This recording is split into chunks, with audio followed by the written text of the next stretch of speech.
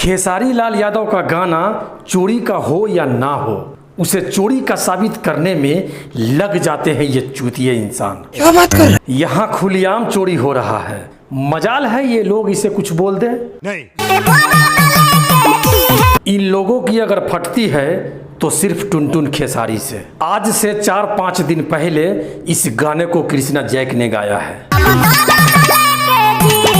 ये गाना 1 साल पहले ही मार्केट में आ गया था। अमित पटेल ने गाया था इस गाने को। पर इस पे कोई बात नहीं करेगा। नहीं। ये गाना आप लोगों को याद ही होगा।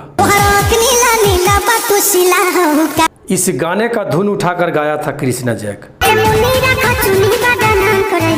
कृष्णा जैक के गाने को ब्लॉक करवा दिया गया था इस गाने के मालिक के द्वारा।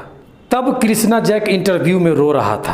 आपका गाना जो नहीं मिल रहा है, आखिर क्यों? ये गाना हमने के ब्लॉक करा दिया। रोने के बाद फिर से इसने एक गाना उठाकर गा दिया,